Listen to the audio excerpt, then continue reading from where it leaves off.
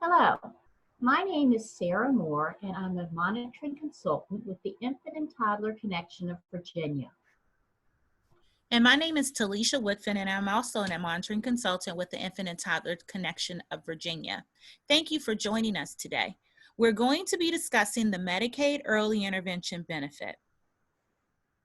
So what exactly is the Early Intervention Benefit, or the EI benefit?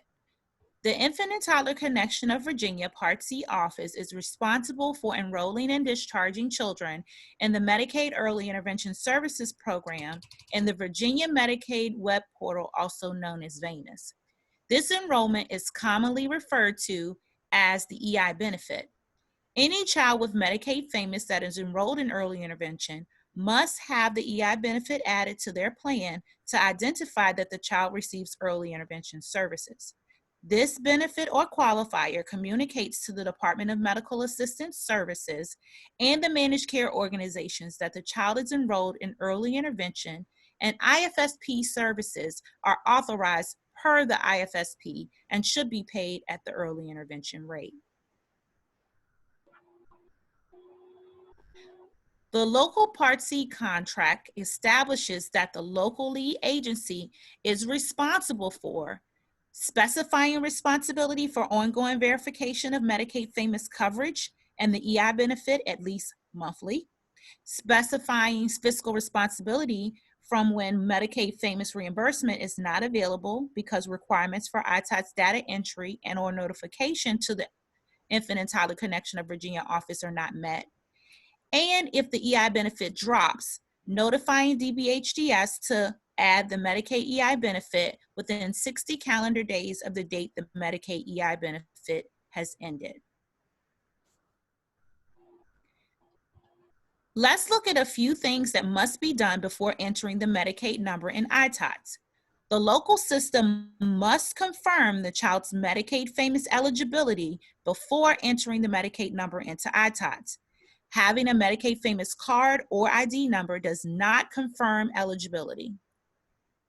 Medicaid FAMIS eligibility should be checked with parent consent for all children in the local system using one of the specified eligibility mechanisms to identify children whose families have forgotten to inform the service coordinator that they have Medicaid FAMIS coverage.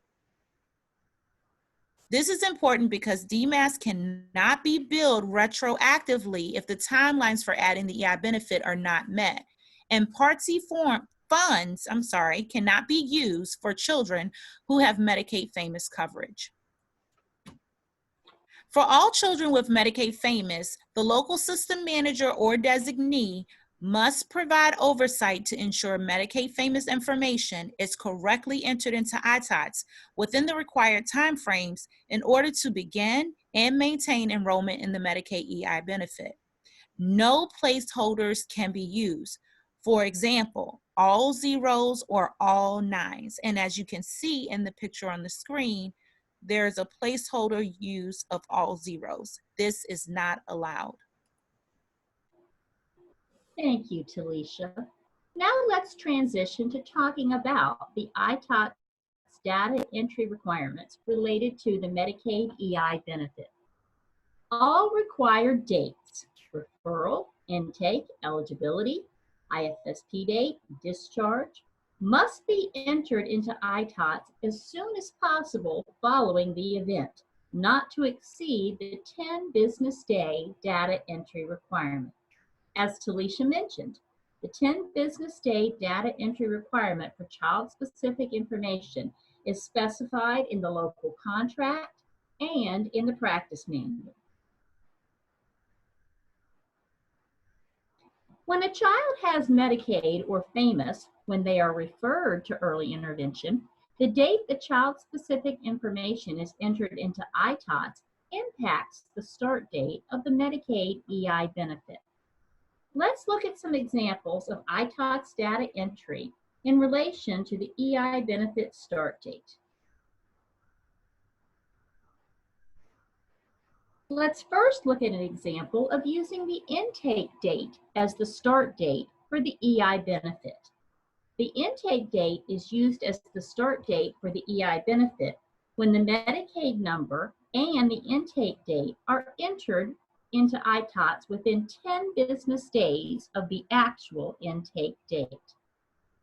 For the example we see on the screen, this child's Medicaid number was entered on October 1st, 2019. The intake date of October 1st was also entered on October 1st, meeting the 10 business day requirement. So the start date of the EI benefit is October 1st, the intake date.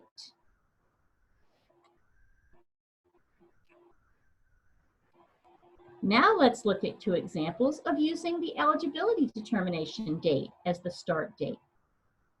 The eligibility determination date is used as the start date for the EI benefit when there is no intake date entered into ITOTS, and the eligibility determination date and Medicaid number are entered within 10 business days of the eligibility determination date. For the child on the screen, the Medicaid number was entered on October 1st, 2019. There is no intake date entered, and the eligibility determination date of October 9th was entered on October 19th, which meets the 10 business day requirement. So the start date of the Medicaid EI benefit for this child is October 9th, the eligibility determination date.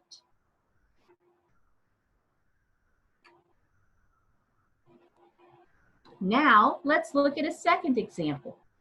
The eligibility determination date is used as the start date for the EI benefit when the intake date and/or the Medicaid number are entered more than 10 days after the actual intake date, but the eligibility determination date and the Medicaid number are entered within 10 business days of the eligibility determination date.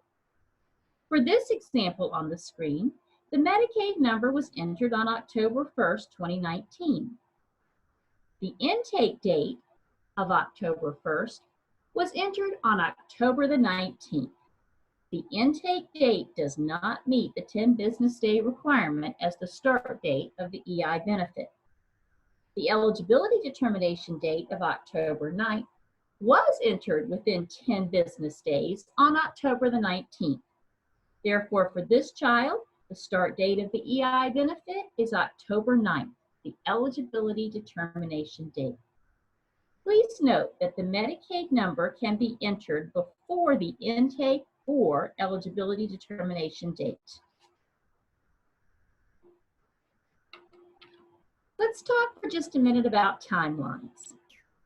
If a child has Medicaid or FAMIS when they are referred, the EI benefit starts as early as the intake date when all the required data is entered on time into ITOTS, maximizing the system's potential for reimbursement. The previous examples were all based on timely data entry. Unfortunately, this does not always happen. The date all required data is entered into ITOTS is used as the EI benefit start date when timeline requirements of 10 business days are not met. Let's look at a couple of examples using the date all required data is entered as the start date for the EI benefit. In this first example, the child's Medicaid number was entered on September 30th, 2019, but the intake date and the eligibility determination date were entered more than 10 business days after the event took place. The event intake was October 1st, eligibility determination was October 9th, but both were entered on November the 19th. As a result, neither date could be used as the start date for the EI benefit. So the start date was November 19th, the date all required information was entered. Now let's look at a second example. The child on the screen had Medicaid when they were referred, but the Medicaid number was entered on October 31st, 2019, more than 10 business days after the intake date and the eligibility determination date. So the start date of the EI benefit for this child is October 31st, the date all required information was entered, the intake date and the Medicaid number. We've discussed the intake and eligibility determination date. Let's look at two examples using the referral date as the start date for the EI benefit. The referral date is used as the start date for the EI benefit when a child is referred to a new local system from another EI system in Virginia, and the referral date is within 6 months of discharge from the previous system. In this first example on the screen, the child has been transferred in ITOTS, and a referral date of September 24th, 2019 was entered for the new system. So the start date of the EI benefit for the new system is September 24th, the referral date. Now let's look at a second example. The referral date is also used when a child who had been found eligible is re-referred to a local system after being discharged as eligible, chose other services, eligible, unable to contact, declined assessment for service planning or services, or parent withdrew. The child on the screen was discharged as parent withdrew and then re-referred back to the same system. The system entered a new referral date of October 25th, 2019, which becomes the start date for the EI benefit. As in the other examples discussed, the referral date must be entered into ITOTS within 10 business days for it to be used as the start date for the EI benefit. If the 10 business day timeline is not met, the date the referral date was entered into ITOTS is used as the start date.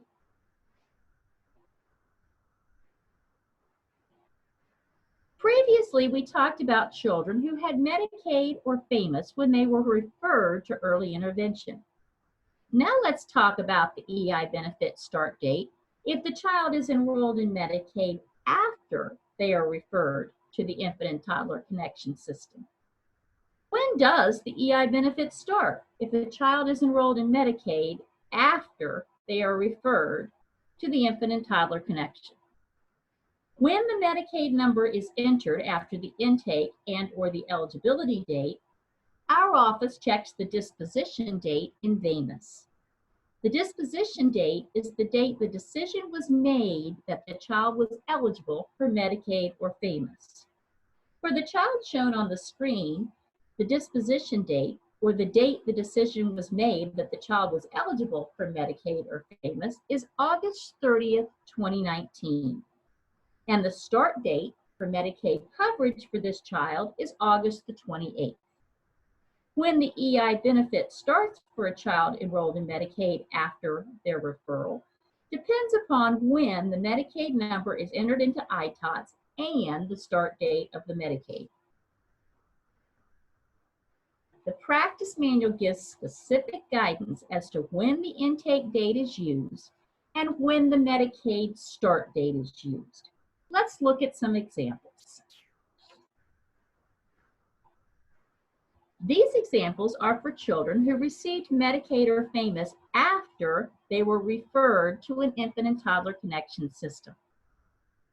If the Medicaid number is entered within 60 calendar days of the disposition date, the start date of the Medicaid or FAMIS coverage is used as the start date for the early intervention benefit, unless it precedes the intake date. For the child on the screen, the disposition date in VAMIS was November the 15th, 2019. The Medicaid number was entered into ITOTS on November the 30th, within 60 calendar days of the disposition date. The start date for Medicaid is November the 1st. Therefore, the Medicaid EI benefit starts on November the 1st.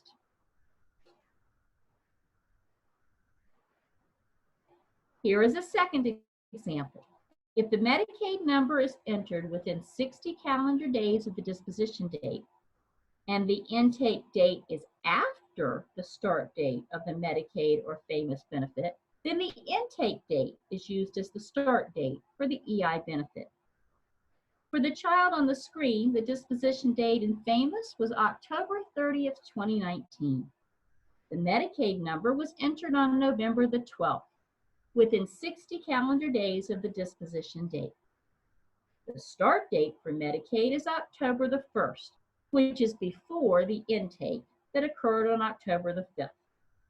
The start date for the Medicaid EI benefit is October the 5th, the intake date, since the EI benefit cannot begin before the intake date. The third example uses the eligibility determination date. If the Medicaid number is entered within 60 calendar days of the disposition date, and there is no intake date entered in ITOT, and the eligibility determination date is after the start date of the Medicaid or FAMIS benefit, then the eligibility determination date is used. For the child on the screen, the disposition date in FAMIS was November the 15th, 2019. The Medicaid number was entered on November the 30th, within 60 calendar days. There's no intake date entered in ITOTs, and the eligibility determination date of October the 9th is after the Medicaid start date of October the 1st.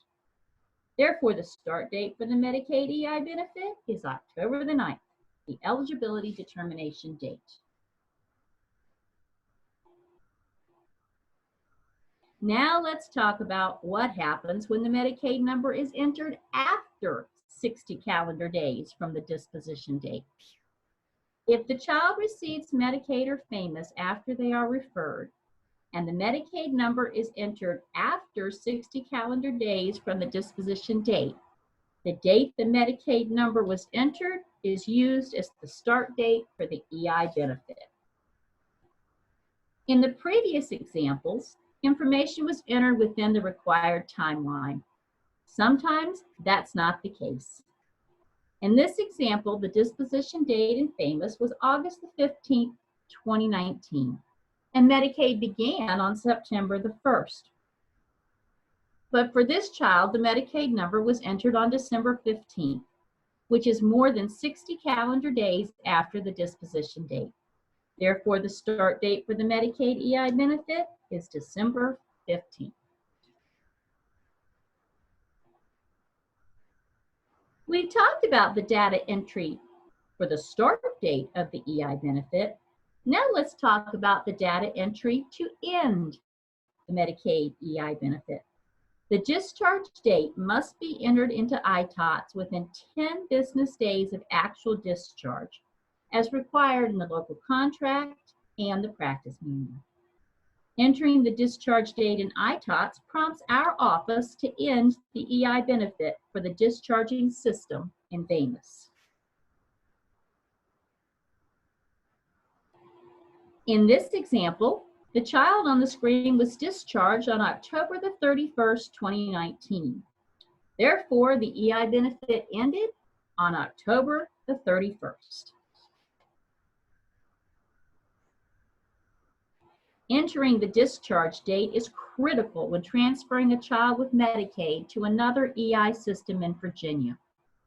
The sending system must complete the discharge data entry in ITOTs, including transferring the record to the receiving system prior to the date the child will be starting services within the new local system. The EI benefit cannot be added for the receiving system until the sending system enters the discharge date in ITOTs. FAMIS will not allow overlapping enrollments. The start date for the new system must be after the discharge date from the sending system. We've talked about local data entry impacting the start date and the end date of the EI benefit. Now let's talk about changes to the EI benefit that occur within the FAMIS system. A child's EI benefit may drop in the FAMIS system, though there is no gap in the child's Medicaid or FAMIS coverage. This may happen if a child changes from one type of coverage to another. As stated in the local contract, the system must verify Medicaid and the EI benefit at least monthly.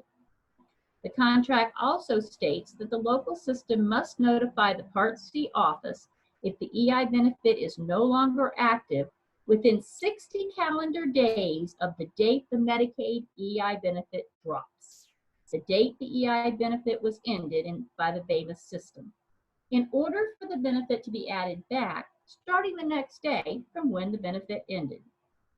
Let's look at some examples for children with dropped EI benefits. Here's the first example. Even though there was no lapse in Medicaid coverage, this child's EI benefit was dropped, ended by the FAMIS system, on October 23, 2019. The local system notified our office that the EI benefit was no longer active on November 30th. This is within 60 calendar days of the date FAMIS ended the benefit. Because we were notified that the benefit was no longer active within 60 calendar days of the end date, the Medicaid EI benefit was added back beginning October 24th, the day after the benefit ended. Now let's look at a second example. If our office is notified after 60 calendar days of the date the Medicaid EI benefit was ended, the start date will be the date the Part C office was notified. For the child on the screen, the EI benefit was dropped, ended by the FAMIS system, on April 1st, 2019. The local system notified our office that the EI benefit was no longer active on October 30th. This is more than 60 calendar days of the date FAMIS ended the benefit. Because we were notified after 60 calendar days, the Medicaid EI benefit was added back beginning October 30th, the date our office was notified.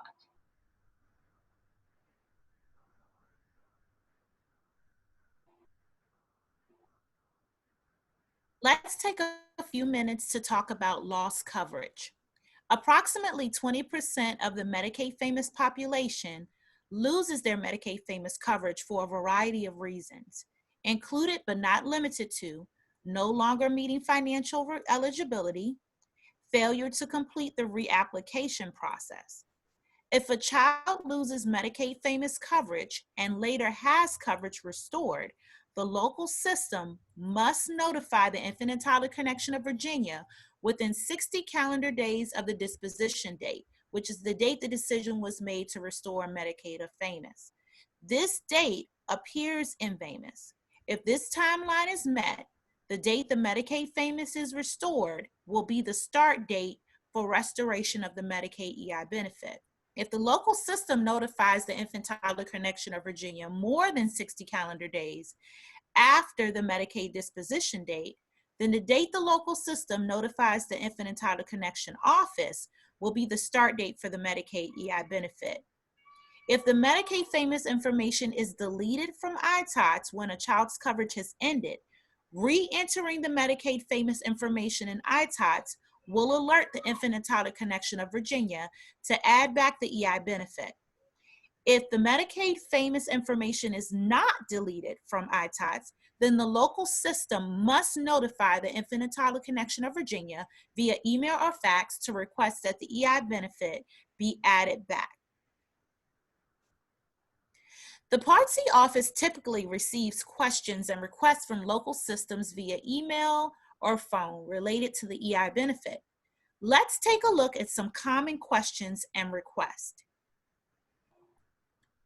In this example, the local system manager is inquiring about backdating the start date of the EI benefit from February 1st, 2019 to January 1st, 2019. Let's take a closer look at this child.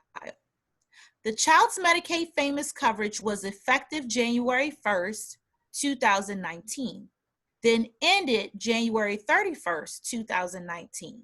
The disposition date was November the 20th, 2018. The Medicaid number was entered on February the 8th, 2019, which is more than 60 calendar days from the disposition date. So the EI benefit start date cannot be January 1st, 2019. Also, the EI benefit cannot start before the intake date. The child's Medicaid FAMIS coverage was later restored effective February 1st, 2019. The disposition date was December 20th, 2018. The date the Medicaid number was entered is within 60 calendar days of this date. Therefore, the EI benefit was added with a February 1st, 2019 start date, the date the Medicaid FAMIS coverage was restored. In this example, the local system manager is inquiring about when the EI benefit can start. Let's take a closer look at this child. The child's Medicaid FAMIS coverage was effective November the 6th, 2018, and ended June 30th, 2019.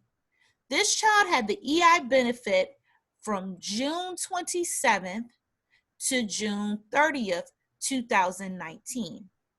The child's Medicaid FAMIS coverage was restored effective August the 1st, 2019. The disposition date was October 15th, 2019. The local system inquired about this via email to the Part C office on October the 25th, 2019.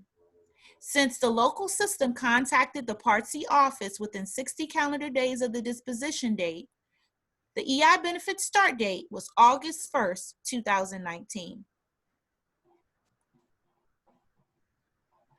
Now we're going to talk about some situations that can impact the EI benefit start date outside of the examples that have been provided in the practice manual.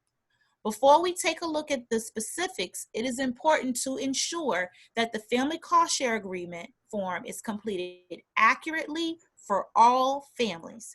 The Family Cost Share Agreement form is designed to clearly identify the specific responsibilities of the parents, document the choices parents have made regarding the manner in which they will pay for their services, identify the information used to determine the amount of the monthly cap, and obtain a written agreement from the parents to pay for their early intervention services within their financial ability.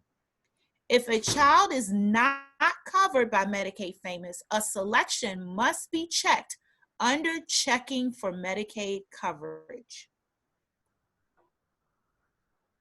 If a family gives permission for the local system to routinely check to see if the child is covered by Medicaid FAMIS, and the system does not routinely check or notifies the Part C office of coverage more than 60 days from the disposition date, then the EI benefit start date will be based on the timeline that data entry requirements were met.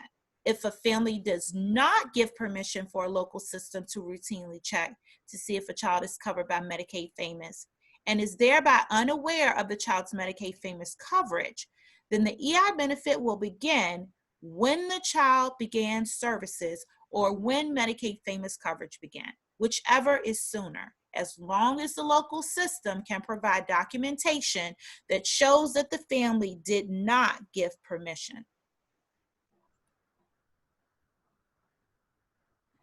The three examples listed on this slide are real requests for changes to the EI benefit. Let's read examples 1 and 2.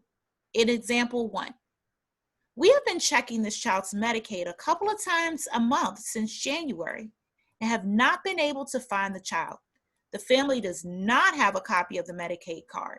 When the child went to the doctor, the office told them that Medicaid was active and provided them with the number. Example 2. We have been checking Medicaid on this child with 3 to 4 different variations of the last name and the Medicaid number without success. This month, the family provided us with a card showing active Medicaid. For both of these scenarios, the local system may request that the EI benefit be added with the respective start date, attaching documentation showing Medicaid was checked during those respective months, as well as a copy of the child's family cost share agreement documenting the family's preferences for the local system to check for Medicaid coverage. Please see Practice Manual, Chapter 11, page 8 for further information. In example 3, it reads, We incorrectly entered the child's insurance as commercial, not Medicaid. This is a non-English speaking family, and the intake coordinator thought the policy was a commercial policy when it was actually Medicaid. I updated the Medicaid number in iTouch right before sending this email.